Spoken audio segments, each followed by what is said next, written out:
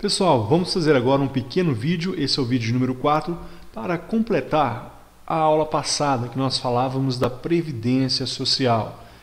Na próxima aula, nós daremos início a um assunto que é muito importante, que é a organização e princípios da Seguridade Social, da Seguridade.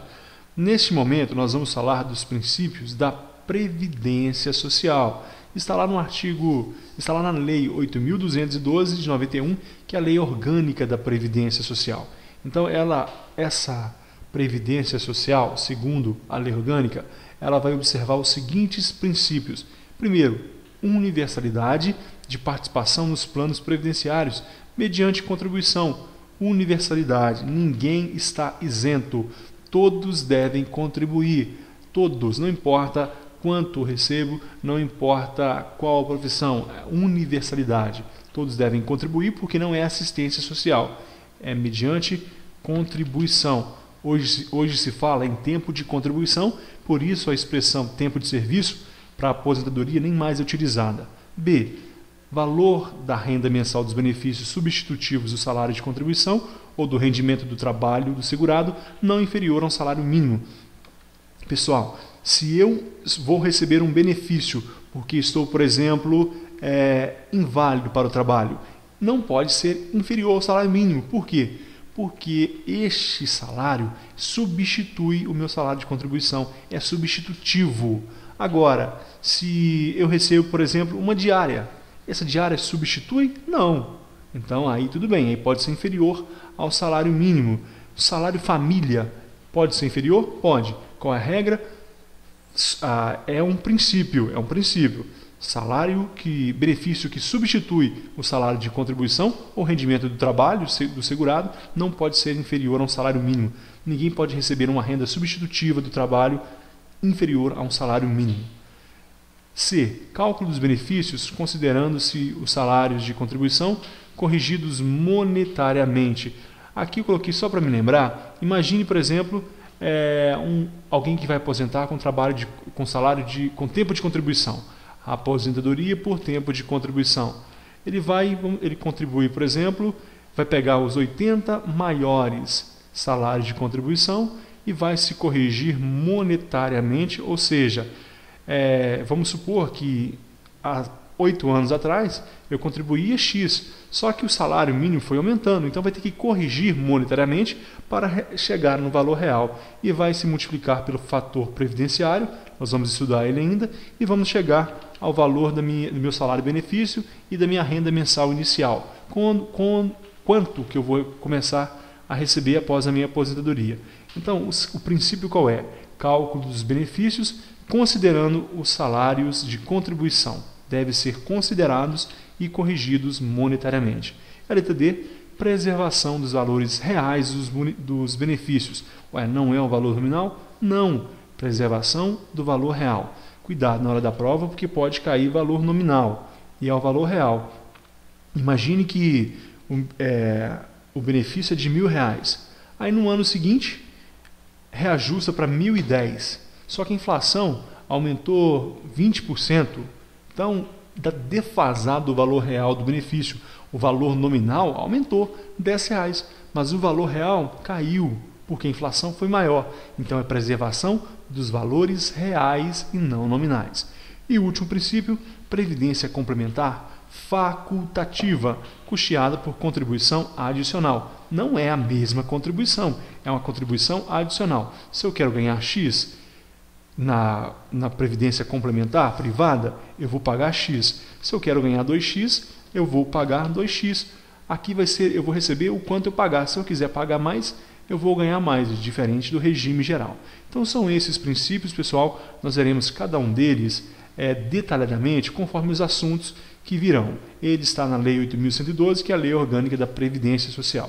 Universalidade, não pode ser menor, o benefício que substitui não pode ser menor que o salário mínimo. O cálculo dos benefícios deve levar em consideração o salário de contribuição e deve ser corrigido monetariamente, porque o valor, por exemplo, de 15 anos atrás não é o mesmo de hoje. Preservação dos valores reais e previdência complementar facultativa. Ok? Um novo assunto é sobre regimes previdenciários brasileiros, noções gerais. Nós temos os regimes obrigatórios e nós temos o regime facultativo. Regime obrigatório, regime facultativo. Regime obrigatório, nós temos o regime geral de previdência social e regime próprio de previdência social. No regime geral de previdência social, nós temos o INSS. Regime próprio, nós temos aqui União, Estados, Distrito Federal e municípios maiores. As capitais, geralmente, têm regime próprio de previdência para os seus servidores. Já os municípios pequenos, municípios menores, eles estão no INSS. O regime geral engloba o setor privado, as empresas, os autônomos e os municípios menores. Todos os municípios que não têm um regime próprio, eles caem no regime geral, no INSS. Existe ainda o plano de previdência dos militares, que ele é diferente, então não cai nessa prova. Esse plano de previdência militar ele é muito criticado pela doutrina, porque em 2013, se não me engano, teve um estudo que comprovou que ele gasta mais do que o Bolsa Família no país inteiro. Ele é muito criticado. E observação, os aposentados e pensionistas do regime geral não contribuem com a Previdência. Você aposentou do INSS, não vai ser descontado do seu salário para a contribuição. Agora, o dos regimes próprios de Previdência Social, sim. Aqueles que trabalham, por exemplo, no Estado, no regime próprio daquele Estado, se ele aposentou e ganha acima do teto da Previdência Social, que é 4.390 e mais uns centavos, se você ganha mais do que isso, no regime próprio você vai contribuir com a Previdência Social. É o que está lá no artigo 40 da Constituição, no parágrafo 18. Aqui está o texto, que é artigo 40 é regime próprio, cuidado. Incidirá a contribuição sobre os proventos de aposentadorias e pensões concedidas pelo regime de que trata esse artigo, que supere o limite estabelecido para os benefícios do regime geral de previdência social, que trata o artigo 201, ou seja, o teto, ultrapassou o teto, tem que contribuir com percentual igual estabelecido pelos servidores titulares de cargos efetivos. Então, para regime próprio, incide contribuição. Para aposentados inativos do regime geral, não incide contribuição.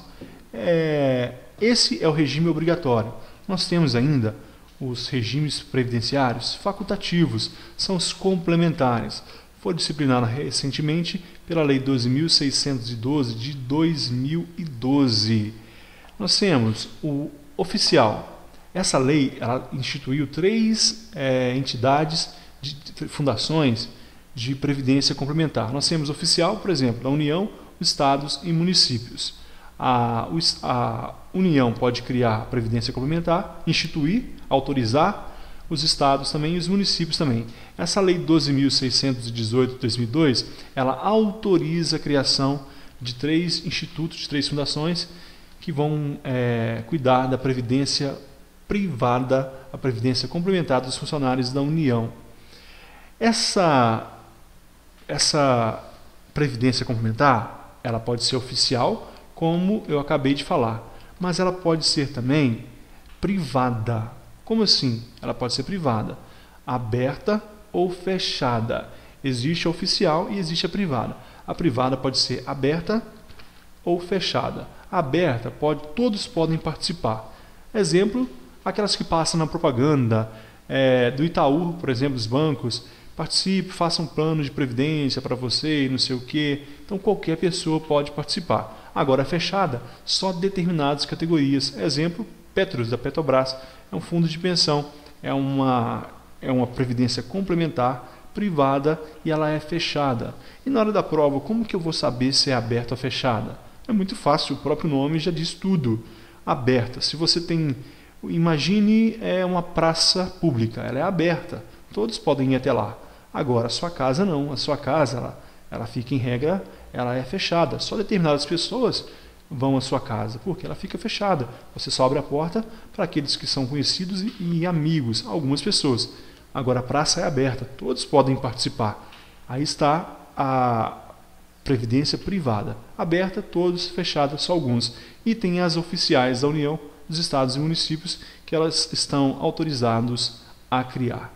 Este aqui, pessoal, era o assunto para a nossa aula de hoje. Como eu disse no início, o vídeo era pequeno.